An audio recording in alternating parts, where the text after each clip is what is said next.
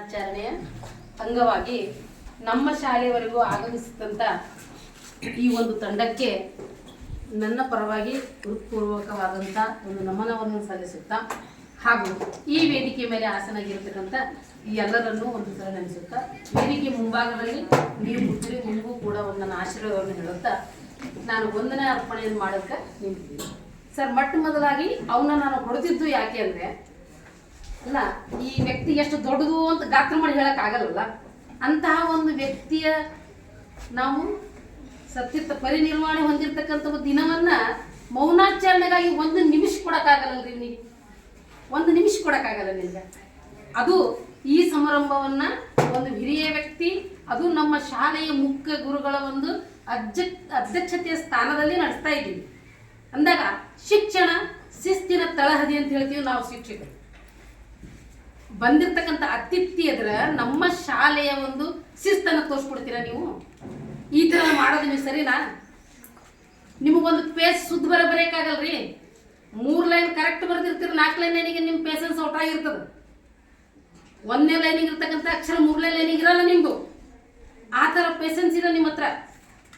ಆದರೆ ಬೃಹತ್ ಸಂವಿಧಾನವನ್ನು ನಮ್ಮನ ಜೀವನಕ್ಕಾಗಿ, ನಮ್ಮ ಜೀವನವನ್ನು ಪವಿತ್ರತೆಗಾಗಿ, ನಮ್ಮ ಜೀವನವನ್ನು ಕಾಪಾಡುವುದಕ್ಕಾಗಿ ಕೊಟ್ಟಿರ್ತಕ್ಕಂಥ ಒಂದು ಮಹಾನ್ ವ್ಯಕ್ತಿಗಾಗಿ 1 ನಿಮಿಷದ ಮೌನಾಚರಣೆ ನಾವು ಮಾಡಿಲ್ಲ ಅಂದರೆ ನೀನು ಇರಬಾರ್ದು ಅನ್ಕೋತೀನಿ.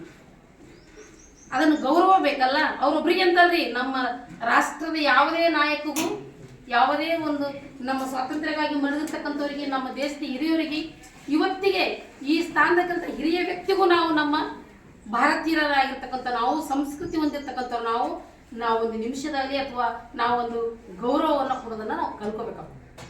ಹೌದಾ? ಬರೀ ಮಾತು ಅದನ್ನು ಮಾಡ್ಬೋದು. ಅದು ನಮ್ಮ ಹೆಡ್ ಮಾಸ್ಟ್ರಿಗೂ ಕೂಡ ನಾವು ಈ ರೀತಿ ಮಾಡಿದ್ರೆ ಅವಮಾನ ಆಗ್ತದೆ ನಮ್ಮ ಶಾಲೆ ಕಡೆಯಿಂದ. ತಿಳಿತು? ಅದಕ್ಕಾಗಿ ಹೊಡೆದಿದ್ದು ಸರ್ ಅವನಿಗೆ ಬರ್ತೇನೆ. ಆಮೇಲೆ ಈ ವೇದಿಕೆ ಮೇಲೆ ಈ ವಿಷಯ ಹೇಳಕ್ಕೆ ನಮ್ಮ ಶಾಲೆಗೆ ಬಂದಿದ್ದಾರ. ಈ ವಿಷಯ ಸಿಕ್ತಿತ್ತ ನಿಮಗ? ದಿನನಿತ್ಯನೂ ಓದ್ತೀವಿ ನಾವು. ಏನು ಓದ್ತೀವ್ರಿ? ಸಂವಿಧಾನ ಪೀಠಿಕೆ ಓದ್ತೀವಿ. ಒಂದು ಶಬ್ದದ್ದು ಒಂದೊಂದು ಅಕ್ಷರದ ಅರ್ಥವನ್ನು ಹೇಳ್ಕೊಟ್ರು. ಅದು ಇದಕ್ಕೆ ನಮ್ಮ ಶಾಲೆಗೆ ಬಂದಾರ ಅವರೇ. ನಾವು ಹೋಗಿವ ಅವ್ರ ಹತ್ರ ಇಲ್ಲ. ನಮ್ಮ ಶಾಲೆಗೆ ನೀವಿದ್ದಲ್ಲಿಗೆ ಬಂದು ಅದನ್ನು ಅರ್ಥಪೂರ್ಣವಾಗಿ ಹೇಳ್ಕೊಟ್ರು. ಇವತ್ತಿನ ನಿಂತರ ನಿಮ್ಗೆ ಗೊತ್ತಿತ್ತ ಅದರ ಅರ್ಥ ಏನು ಅಂತ? ಗೊತ್ತಿರಲಿಲ್ಲ. ಈ ಇಡೀ ವಯಸ್ಸಿನ ವ್ಯಕ್ತಿಯೊಬ್ಬರು, ಗೌರವಾನ್ವಿತ ವ್ಯಕ್ತಿಯೊಬ್ಬರು ನಮ್ಮ ಶಾಲೆಗೆ ಬಂದು ಅದನ್ನು ಅರ್ಥ ಮಾಡಿಕೊಟ್ರು ನಿಮಗೆ. ನೀವು ಪುಣ್ಯವಂತರು ಅನ್ಕೋತೀನಿ. ಇಷ್ಟು ದಿನಗಳವರೆಗೂ 9ನೇ ಕ್ಲಾಸ್ ಇದ್ರೆ 9 ವರ್ಷ, 10ನೇ ಕ್ಲಾಸ್ ಇದ್ರೆ 10 ವರ್ಷ ಸುಮ್ಮನೆ ಕೈ ಮಾಡಿ ಓದಿವ್ರಿ ಸಂವಿಧಾನದ ಪೀಠಿಕೆ. ಈ ಅರ್ಥ ನಮಗೆ ತಿಳಿದೇ ಇರಲಿಲ್ಲ. ನಮಗಲ್ಲ. ನಾವು ಶಿಕ್ಷಕರಿದ್ದೀವಿ, ನಮ್ಗೆ ಗೊತ್ತದು. ಸ್ವಲ್ಪ ಆದ್ರೂ ಗೊತ್ತು. ಅರ್ಥಗರ್ಭಿತವಾಗಿ ಅರ್ಥ ನಮಗೆ ಗೊತ್ತು, ನಿಮಗೆ ಗೊತ್ತಿರಲಿಲ್ಲ.